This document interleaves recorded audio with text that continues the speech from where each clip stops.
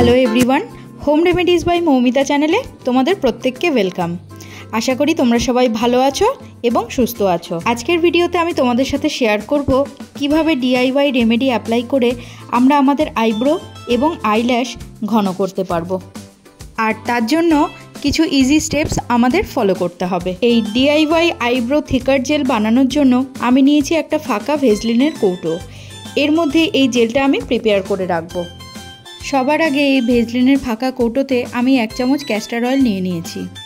আর নিচ্ছি একটা vitamin E capsule, নিচ্ছি খানিকটা ভেজলিনটা আমি একটু মেল্ট করে নিয়েছি যাতে এই জেলটা প্রিপেয়ার করার সময় খুব ইজি হয়।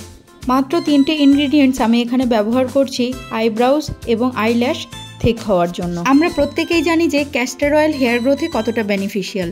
যাদের অত্যন্ত পাতলা আইব্রাউজ মানে একদম নেই বললেই চলে, তারা এই ডিআইওয়াই জেল রেগুলার প্রপার ওয়েজে ইউজ করো। 100% রেজাল্ট কিন্তু গ্যারেন্টিড। এবার এই 3টে ইনগ্রিডিয়েন্টসকে একসাথে মিক্স করে নিলেই কিন্তু রেডি। চলো এবার যাই আমরা অ্যাপ্লিকেশনের দিকে। তার জন্য সবার আগে আমি চুলটাকে বেঁধে নিচ্ছি। সবার প্রথমে যেটা করব সেটা হলো ফেস ক্লিনজিং। তার জন্য আমি এখানে নিয়ে নিয়েছি নারকেল তেল।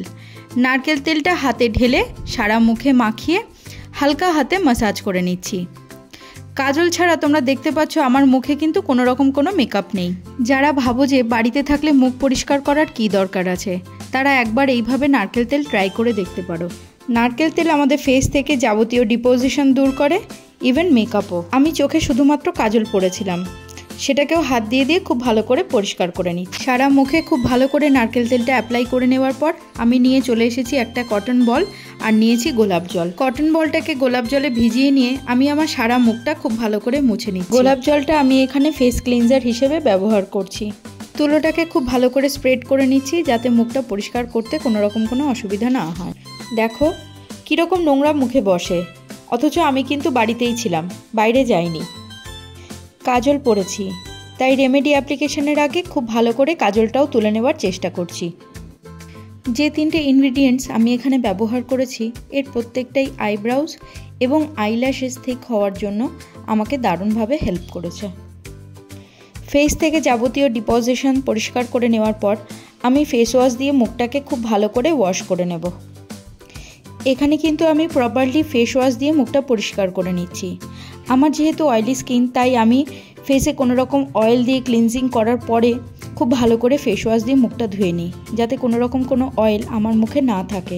যেহেতু আমার অ্যাকনে প্রোন স্কিন, তাই আমি ধৈর্য ধরে ফেস ওয়াশ আমার মুখে অ্যাপ্লাই করি।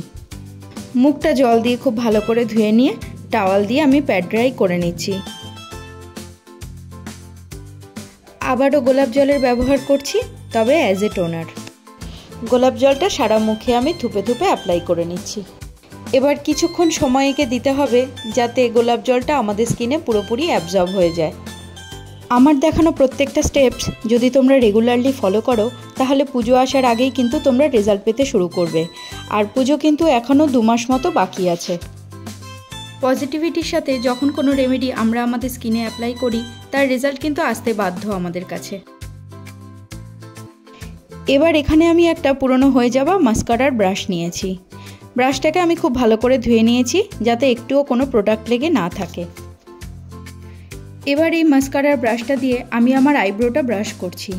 এই স্টেপটা কিন্তু ভেরি ইম্পর্টেন্ট, স্কিপ করলে চলবে না। এই স্টেপটা করার ফলে আমাদের স্কিনে একটা ম্যাসাজ হচ্ছে, যার ফলে ব্লাড সার্কুলেশন ইনক্রিজ হচ্ছে। এর ফলে কিন্তু হেয়ার গ্রোথও খুব ভালো হবে। এবার আমি একটা বার্ডসের হেল্প নিয়ে এই ডিআইওয়াই জেলটা আমার আইব্রোজে অ্যাপ্লাই করছি। আমার আইব্রাউজ দুটো কোনোদিনই কিন্তু খুব কম ডেন্সিটির ছিল না, মোটামুটি একটা গ্রোথ কিন্তু ছিলই। কিন্তু এখন দিনকে দিন আইব্রাউজ দুটোর থিকনেস বাড়ছে, আর সেটা কিন্তু সঠিক পরিচর্যার ফলেই। আশা করি ভিডিওটা তোমাদের ভালো লেগেছে।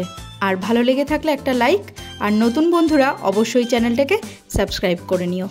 সাবস্ক্রাইব করে নিলে আমার নতুন ভিডিওর নোটিফিকেশান সবার আগে তোমাদের কাছেই পৌঁছে যাবে। এই ডিআইওয়াই জেল অ্যাপ্লাই করার ফলে আইল্যাশ ময়শ্চারাইজ হয়ে যাচ্ছে, শুকিয়ে যাচ্ছে না, আর যার ফলে রিঙ্কেলস আর ডার্ক সার্কেলের মতো সমস্যাও কিন্তু তৈরি হবে না। এতটাই এফেক্টিভ এই জেল। ইয়ারবাডস ছাড়াও মাস্কারা ব্রাশ দিয়ে এটা অ্যাপ্লাই করা যেতে পারে। অ্যাপ্লাই করার পর হালকা হাতে একটু ম্যাসাজ করে নিতে হবে। এবার সারা রাত এভাবেই রেখে দিয়ে ঘুমিয়ে পড়ো। নেক্সট ডে মর্নিংয়ে ঈষদুষ্ণ গরম জলে মুখটাকে ফেস ওয়াশ দিয়ে খুব ভালো করে ধুয়ে নাও। আজকের মতো এই পর্যন্তই। নতুন ভিডিও দেখার জন্য হোম রেমেডিস বাই মৌমিতা চ্যানেলকে সাবস্ক্রাইব করে নিও।